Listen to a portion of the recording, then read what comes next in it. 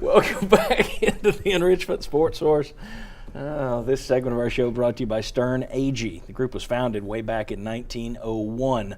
Stern AG, an SEC-registered team of investment advisors that develops diverse portfolios for their clients through the company's managed platforms. Best of all, this national company has advisors right here in town, right in Knoxville, to answer any question you might have regarding your own financial future, your own financial planning, your own retirement planning. Stern AG. Get in touch with them this week, get in touch with them next week, get in touch with them at some point. It will do you and your finances good. All right, back with Jimmy, Bob, and Mike. Going to play the lightning round here. I got 4 questions. Let everybody kind of tackle whichever ones they want. The first one, what UT player, what is your quest? What UT player to date has most exceeded your preseason expectations? Dontavis Sapp. That's where I was going to go. He basically didn't do anything the first 3 years except play on special teams, made a few special teams plays. Not only is he one of their better defenders, he can tackle, he can cover also as a linebacker, but he's become a leader. And that was a surprise. Willie Martinez at the quarterback club talked about when Dontavis Sapp says something, the other players listen to him. I didn't know he would be taking on that kind of a role. I'm going to go with Sapp. That's probably because he's, we talked about some names you're not hearing a lot. Mm-hmm. You hear Sapp's name and another guy's name. I'm going to leave it see if somebody else goes there. But who else exceeded expectations? I will go with Cameron Sutton. Okay, that's the other one I was expecting. Ian Sapp, you hear him all the time. Yeah, and I think, for a freshman to come in and, after last week's performance, I just about said Pig Howard. Yeah. Because you're finally starting to see Tennessee get to where, hey, these guys look like not only SEC players, they look like they could play anywhere in the SEC with anybody. And it's been a while since Tennessee's actually had a big collection of guys like that. And to be clear, you're talking about 2 or 3 guys right now. Yes, exactly. But I mean, it's good to see that again. And they're young, which makes it even better. Mike, you have somebody different? Well, I was tempted to go with Cameron Sutton, but I wouldn't because I didn't really have any expectations for him. Good point. But I'm going to go with Michael Pilardi. Oh, these are the 3 that I expected. Okay. He's a guy that has been up and down in his career. Mm-hmm. He is having a great year right now. His punting average right now ranks 2nd in UT history behind only Jimmy Colquitt's 1982 season. Pilardi's averaging 45.7.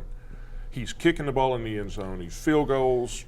He's having a great year, and it really makes a difference for a team with a thin margin for error. Well, I think that's a good point, and you wonder if the Colquitt family is going to rush out to adopt him at some point. We may find that somewhere back in his lineage there's Uncle Colquitt. If he goes to Ancestry.com. All right, quickly, what stands out to you guys as being the biggest single difference between Butch Jones and his predecessor, Derek Dooley? I want to say the game management stuff, there's still been some quibbles with it, but I think even 3 years into Derek Dooley, you were still watching games where you're going, why are they doing this? Why as a coaching staff are they doing this? Mm-hmm. Okay, you're 6 games into it with Butch Jones. Can you quibble here and there? Yeah, because everybody has a different take on what a strategy should be at a given time. But I think the game management has looked a lot better. That's a really good one. The one I'm going to go with is just his cooperation with all the constituencies in the athletic department. Mm-hmm. He goes to them and doesn't say, I want you to do it my way. It's like, what can I do to help you? I think it's a great point. You got anything, Jimmy? Well, you were within the athletic department. I'm going to go outside and say he brought in the former players. You had one coach that, you got to call me if you want to come. What's so hard about picking up the phone? Yeah. And now you got a guy that's calling the former players, inviting them to practice. And there are a number of legacy players that Tennessee's recruiting that the former coach would not have gotten had he still been here. There you go. All right. Next question. You guys have all covered this team 30 years, basically. Where does this team rank talent-wise with the other squads you've seen, the other Tennessee squads you've seen? Is it 77? Is it Johnny's first year? I mean, that would have been before you guys. That's before I got here. It's one of the 3 least talented teams I've covered at Tennessee. And I thought was it the first Dooley's one? first? Yeah, was one of the lower talented teams I had seen. But it's among the bottom 3 since I've been covering Tennessee, and I've covered about 28 of them. I'm going to go back to when Coach Majors came because I think at that time Tennessee, you go back and you look at the results of those teams for 2 or 3 years when they came to the good teams on the schedule, they didn't win. And everybody kept waiting for those signature wins. and they didn't come very often or hardly at all. So I'm going to go back to the 70s. And 77, I think, is the team where everybody kind of thinks that Tennessee sort of That was the hit Nader. the trough. Yeah, that was the Nader. All right, the Ralph Nader. Last one. One for the future here, guys. We've been talking about this year. One for the future. UT and Virginia Tech are expected to announce a game at Bristol Motor Speedway for 2016. After years of speculation, will this thing finally come to pass? Well, I heard this. I heard this week that it would. I guess.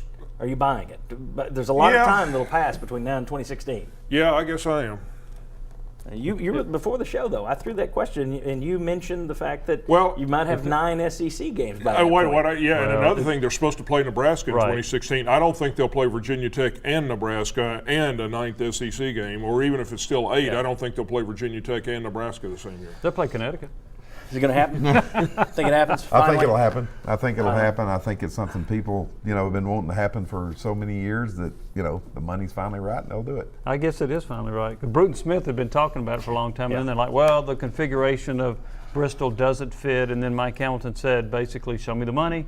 If the money's there, we'll go do it. Money wasn't there. But I think finally it will happen. But I'm in Mike's corner. If they play Virginia Tech, they will not play Nebraska that year. All right, when we come back, will Tennessee go bowling this year? Come on back.